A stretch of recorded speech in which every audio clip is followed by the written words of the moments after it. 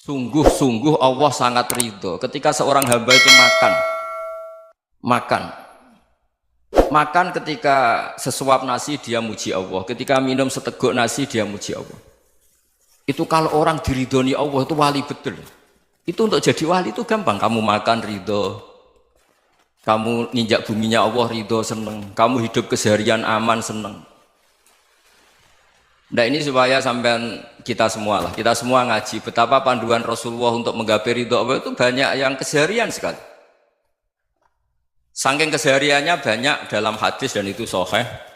Nabi menyebut hal-hal yang keseharian. Hatta ma tas'alu fi imra'atika, kamu punya uang kemudian istri kamu bisa makan itu ibadah. Bahkan sebagian ibadah itu dicontohkan Nabi yang akhirnya diprotes sahabat. Yaitu wafi buti ahadikum sodakoh, kamu menggauli istri kamu itu ya sodakoh. Sampai sahabat bilang yang benar ya Rasulullah, ayati ahaduna syahwatahu wa huwa lahu ajrun, masa urusan biologis, urusan syahwat kemudian dia dapat pahala. Nabi menjawab, alai salawadu aha fi haramin akana alaihi wisrun, bagaimana kalau dia meletakkan ke yang tidak benar itu kan dosa. Nah, hal-hal seperti ini yang saya ingin teman-teman semua, saya juga agak ingin ngaji demi Anda juga agak ingin. Itu dosa sekali ngaji kok pesanan kelompok tertentu itu enggak boleh. Islam itu untuk semua. Jadi ya cuma karena di depan saya jenengan ya seakan-akan jenengan korbannya. Itu ada ilmunya dalam usul fikih itu. Jadi orang itu harus ngaji usul fikih. Nama yang disebut, mungkin Mas Sufyan masih ingat zaman ngaji usul fikih. Nama yang disebut itu tidak jaminan sebagai prioritas perintah. Jadi misalnya gini, kebetulan yang di depan Nabi itu Abu Dzar. Nabi ya bilang, ya Aba Dzarin ini uhibbuka misalnya, atau ya Mu'ad ini muhibbuka, atau ya Aba Hurairah ini uhibbuka misalnya. Banyaklah riwayat yang Nabi nyebut ya Aba Dzarin, ya Mu'ad, ya Aba Hurairah. Kemudian misalnya Nabi meneruskan khitab, ini uhibbuka, saya mencintai kamu, fakul dubur sholatin, atau sebagian riwayat disebut falatadaan la dubura kulli sholatin, Allahumma inni ala dzikrika wa syukrika wa husni ibadatik. Saya mencintai kamu, siapa saja. Mu'ad bisa, Abu Dzar bisa siapa? Saya mencintai kamu, mohon kalau habis sholat kamu jangan lupa wiridan Allahumma a'inni ala dzikrika wa syukrika wa husni ibadatik. Ya Allah, tolong kami permudah supaya mudah ingat engkau. Anda tidak bisa mentang-mentang, wong nama saya Parmin, nama saya Purnomo, itu yang diperintahkan Mu'ad misalnya. Jadi yang disebut satu, tapi khitab itu untuk siapa saja. Saya teruskan. Jadi saya mohon semua kita melakukan kebaikan itu kalau dalam kaidah fikih disebut al yakin la yuzalu bisyak. Banyak kebaikan yang kebenarannya itu 100%. Tidak punya efek samping ke pihak lain, ke kelompok lain, ke komunitas lain. Itu tadi misalnya Anda makan dan itu murah sekali, hanya butuh satu piring. Setiap punyaan kamu muji Allah, setiap minum kamu muji Allah. Itu redaksinya Rasulullah SAW disebut Allah sangat ridho ketika seorang hamba makan, kemudian dia memuji Allah. Atau minum, kemudian dia muji Allah. Logikanya gampang, negara seperti ini yang kamu harapkan bentuknya kayak apa, mertua, ipar, komunitas, tetangga. Itu nyata terjadi itu kan belum pasti. Sementara yang mesti terjadi adalah kamu butuh makan, kalau tidak mati. Butuh minum, kalau tidak mati. Butuh bumi yang nyaman ditempati, kalau tidak kita juga mati. Sebab itu Allah kalau menyebut nikmatnya itu hal-hal yang keseharian. Alladzi at'amahum min ju'. Allah itu siapa? Allah itu yang menciptakan kamu bisa makan. Tidak berlebihan. Allah itu yang menciptakan kondisi sosial itu ideal. Zaman Nabi itu ya ada orang munafik. Orang-orang pilihan Allah itu juga diuji orang sekelilingnya yang macam-macam. Semua diuji sesuai konteks zaman dan waktu. Nah, tapi ada ibadah-ibadah yang selalu disarankan Nabi. Sampai Nabi itu pernah ditanya, ayul islami khairun ya Rasulullah, Islam terbaik itu gimana? Jawaban Nabi itu unik. It'amut to'am. Islam terbaik itu ya makan-makan, jangan santai-santai. Ketika Allah menyebut beberapa kebaikan, falak tahamal aqobah wa ma adrokan apa? Mal aqobah. Terusannya apa? Fakku raqobah. Terusannya apa? Au it'amun fi yaumin di masubah. Ya, itu acara makan-makan itu juga Islam. Kenapa? Ya bayangkan kalau tidak ada makanan kita mati kan? Kondisi sosial tidak ideal itu Anda masih gak apa-apa. Tapi kalau Anda tidak makan, Anda tidak minum, Kamu punya istri cerewet masih bisa hidup, punya mertua cerewet masih bisa hidup. Tapi kalau tidak makan bisa mati. Berarti penting mana istri sama makan? Penting mana? Makan. Semoga istri Anda dengar. Nanti kamu disuruh makan tapi pulang deh. Itu kalau dibahasakan makan masih memahami. Penting mana nasi satu piring dengan istri. Nggak ada nasi mati, nggak ada istri belum mati. Penting mana? Gak berani jawab kan?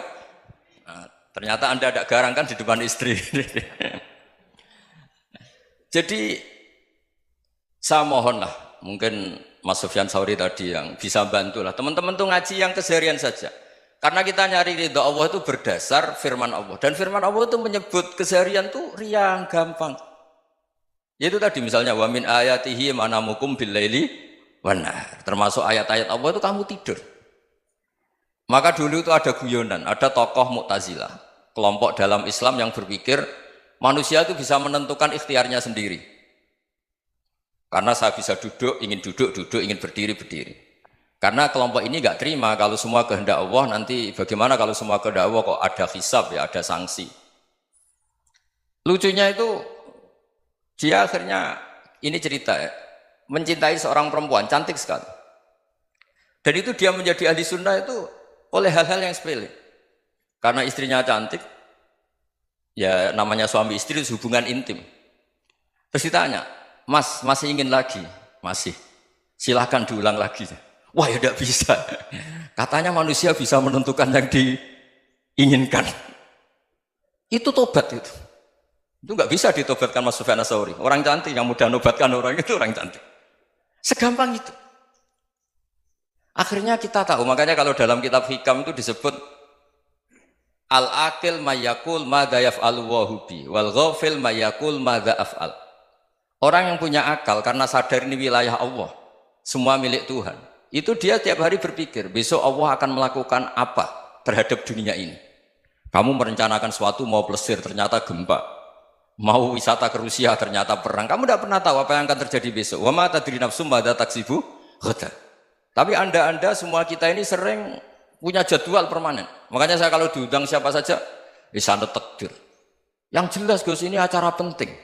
Ya masih acara penting nak pangeran ngersakno piye? Kowe ape dadi pangeran? Kamu kok mau jadi Tuhan? Itu kadang ya kiai.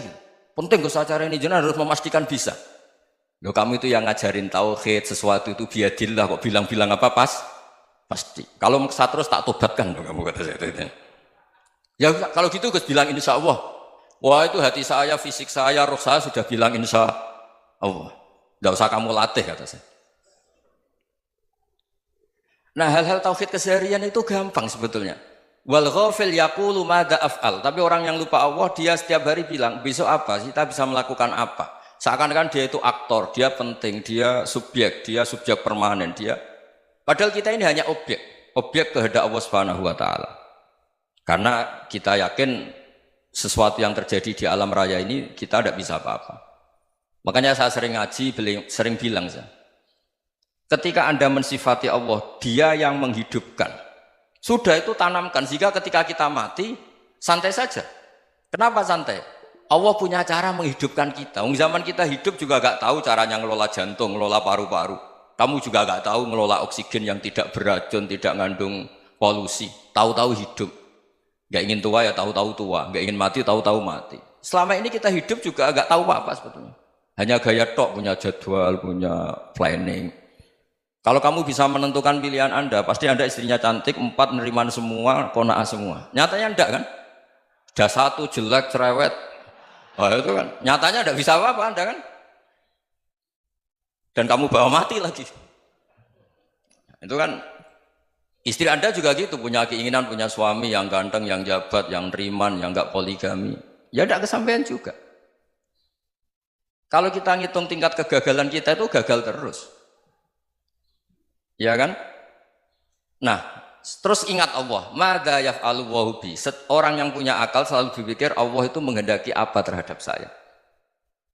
Lalu sama-sama orang melihat orang yang serius, itu kata Anda itu pemikir berat, serius. Senang punya tokoh yang merengut karena kamu anggap serius. Tapi sebagian orang anggap orang yang serius itu wong merengut, wong masam, wong muka kok ditekuk.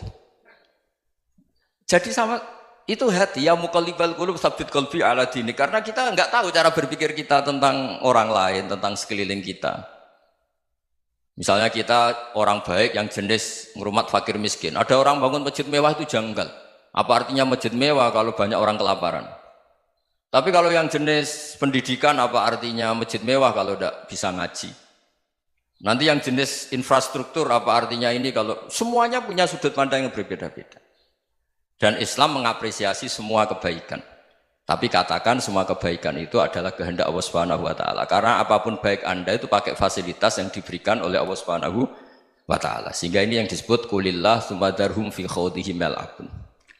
Ya kembali tadi ke tema-tema bahwa keseharian Anda ini sudah Islami. Saat Anda tidak bisa melakukan apa saja.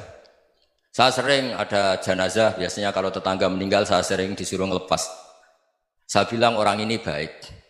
Karena sering ngelamun di rumah, sering nganggur di rumah. Ditanya sama anaknya, kenapa Gus nganggur baik?